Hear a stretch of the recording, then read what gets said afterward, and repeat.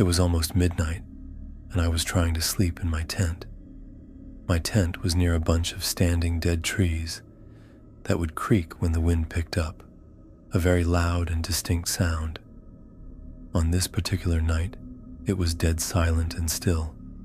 I started to hear sticks cracking and footsteps slowly getting closer over the course of about 15 minutes. It was loud enough that I was certain there was a bear approaching my tent. It got so close that it had to be no more than 15 feet away, cracking sticks and padding across the forest floor. I decided to yell out loudly. Silence. There was no response, just deafening silence. No sound of the creature fleeing or doing anything at all. I sat in that silence, too scared to move, trying to rationalize what I'd heard. About 20 minutes later, I heard the eeriest, most unnatural sound. It was the same pitch and volume as the trees creaking in the wind. But this wasn't wind. This was a single, sustained note, a droning creak that lasted for at least 5 seconds. Completely unnatural, no wind, no other tree noises.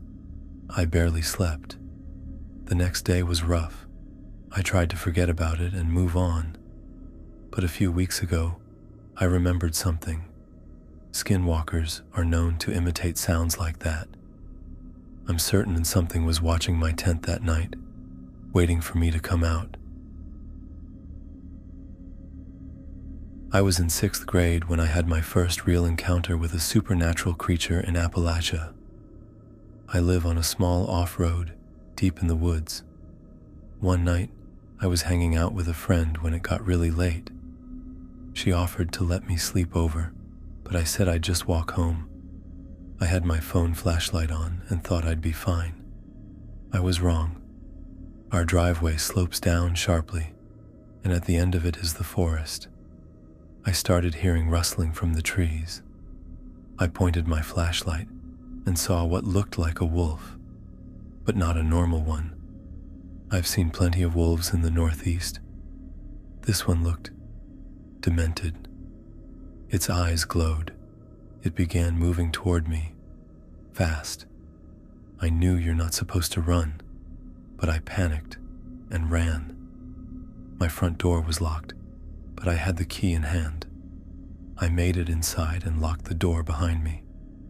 Then I looked out the window, and there it was, a skinwalker, still in the form of a twisted wolf, watching me. Its eyes were cold and beady. It looked hungry. I looked away. When I looked back, it was gone. For 2 months after, I had trouble sleeping. I had to start taking melatonin just to rest. I swear, even now, I feel like that wolf is still out there, watching. I'm 25 now, but this happened when I was 17. I live in Utah, and my backyard faces open fields and mountains for miles. Every so often, we'd wake up to strange sounds, dragging, gargling from the back porch. This went on for years. One night, my friend and I hopped into his truck and shined the headlights into the field. That's when we saw it. It looked like a person, but it wasn't. It was naked, on all fours, with limbs that folded in unnatural ways. Its pale skin clung tightly to its bones, and its face, its jaw, hung open, revealing a gaping black maw. Its eyes, completely black, glistened in the light as it stared at us. Then it scurried backward into the brush, fast. To this day, I don't know if it was a Wendigo, a skinwalker, or something else entirely, but I'll never forget the way it moved or how it looked at us.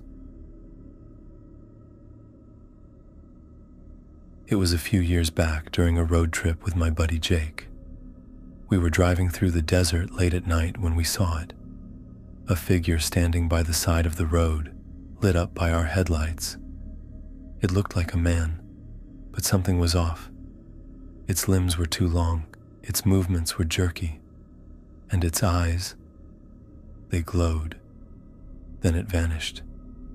We kept hearing strange noises, whispers on the wind. Then something slammed into the side of the car. We spun out and flipped. When I woke up, Jake was gone, and standing on a nearby ridge, I saw the same figure. It was watching me. I ran, and I didn't look back. But to this day, I still feel like it's out there, watching my every move. I was serving a 15-year sentence in a penitentiary in southern Arizona. There was this legend that floated around. One day, a prisoner was found, but he wasn't who he was supposed to be. He was wearing another man's skin, literally. They never found the original man's body. We all started talking about it, and then other stories came out. Inmates seeing a man who twitched when he walked, who didn't talk right, who didn't move like a person should. An old Navajo inmate said there was a skinwalker in the prison, one that was slowly picking us off. I don't know if it was true, but a lot of men went missing over those 15 years, and I'll never forget the way that one man looked, like something pretending to be human, but getting it just slightly wrong.